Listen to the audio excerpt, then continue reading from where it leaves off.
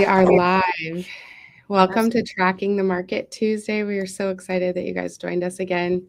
And Carolina just came back from the freezing snow. Tell us a little bit about your adventure. you know what? I think me personally, it wasn't as cold as I thought it was going to be. It was beautiful. I mean, we were walking around in the middle of snow with our jackets zipped down. Like it was beautiful. It was perfect. Salt Lake City is one of the most cleanest cities I've ever been to. That's amazing. So, yeah, super clean. Everyone was super nice. I really enjoyed my time. Well, now let's talk about this hot market. So, what are some things that you've been seeing trending? So I do see that so the Feds met, as we know, and we finally got the minutes, and there are, inflation is still a little bit higher than what they were hoping for. So I don't think we're going to see any additional Fed rate cuts anytime soon. Which I think, me personally, I think it does allow for some sort of stability in the market, to kind of just balance itself out, and buyers are going to get more comfortable in saying and knowing that, hey, this is normal. We're going to be able to lock today, and we're not expecting rates to drop or shoot up by next week. So, but that's just my opinion. I agree, and I know that we still have a lot of mindset where rates are going to drop because we have new candidacy and whatever. But I think a big thing is a lot of people just don't understand the volatility right now because of tariffs and everything. And I know we keep talking about tariffs, but it's so uncertain at the moment of what that looks like that it's causing differences in stocks. And then so in turn, that causes rate issues and volatility consistently. And so, of course, you'll have those few snags of ups and downs. But the good news is that most of the time we are stable, like you were saying. So I think that is a huge thing to see. We want to see stability in the market. We also want to see home prices stay stable, because if those are constantly going up, you can't afford anything. And insurance, we want to see insurance changes too. So I think Florida's talked a lot about that as well recently. Yeah, that I think Florida is definitely going to have a couple changes, right? Not just insurance. I know you brought it up last week as far as the taxes, property taxes. And I actually just read something on the flight yesterday, and it was saying that, yeah, although property taxes may go away, we're going to see it more so on the consumer side, right? Yes. Because we're going to have sales taxes are going to probably double. So I think people need to start kind of getting prepared for that if it does end up coming, what I thought was interesting too is we'll have to probably have some sort of county sales tax if that happens, because I didn't realize that state is actually 80% funded by sales tax. So it's really only our county and municipalities that are going to have such an impact with these property taxes. So listen, it's going to cause some budget cuts. It's going to cause things like that. And so we'll have to see what that turns out. And I think, we've talked about consumer spending. And I think December, people always have that regret in December, like spending all the money and then seeing the sustainability of it in January, February. So what are your thoughts on that? Well, I found it interesting that Walmart is used as kind of I don't know how to say it, what's a benchmark? Yeah, like the benchmark for us to kind of see where is consumer spending at, right? And because I mean, who doesn't shop at Walmart, even if it's just to go grab a couple of things, right? Like Walmart's everywhere. Exactly. There's a Walmart.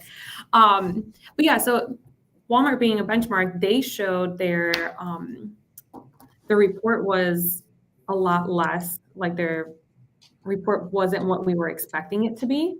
And it basically indicated that people are cutting back on spending. So we'll have to see how that looks and how that allows the market to react. So. Yeah, and right now, speaking of benchmarks, we're seeing a benchmark of the Treasury yield just sitting at 4.5. And a lot of people think when Fed comes out and lowers rates, increases rates, again, we discussed this, is that the rates drop, but unfortunately they don't, and it's based on the 10-year Treasury. We have seen a slight decrease in that. So be careful again with those clickbait ads that say, oh, rates are the lowest they've been. Well, we also had quite a bit of an increase in that 10-year. So we're just really sitting stable from even a year ago. If you look at a year ago to now, we're really seeing the same rates. People that bought just before that kind of were able to get into fives, and we know right now five has a pretty significant buy down when it comes to Yeah. conventional. So and the good thing is mortgage professionals, we always want to talk the client through return on investment, because I know, I'm sure you have the same thing where people call, say, can I buy the rate down to 5.5? And we're like, yeah, for $50,000, but let's Yeah. look at that return on investment. A lot of times that return on investment is literally longer than your mortgage. Yeah. So And but you know what though? I think it's, as professionals, we need to make sure that we educate our clients, because I have a client right now where they're getting credits and they're like, oh, well, let me just go ahead and put more down and use those credits towards the prepaids and, yeah, title and all that. And I'm like, well, how about we buy the rate down a little bit more, because you're going to actually save more, and the additional money that you're going to put down, you can yeah. put that towards the rate. And then we started kind of like talking numbers and like the difference in payments and things. And I mean, it was like almost 3 times the amount in savings by just buying the rate down to something that they were able to afford and still feel comfortable, in addition to using those credits towards the rate versus the closing cost. And that's why I think you and I work the same, and we really talk about payment. We really avoid rate talk because, again, the market's always volatile. So that's why it's important to work with trusted professionals like our realtor partners that we work with. They, we don't quote what a house is worth, so they're not going to quote what rates are. So it's important to have somebody who's available, who can have those conversations, who can go over those type of things, so that we can help with everything. So Yeah. And running different scenarios for the clients, I think, for one, it sets expectations, right? Yeah.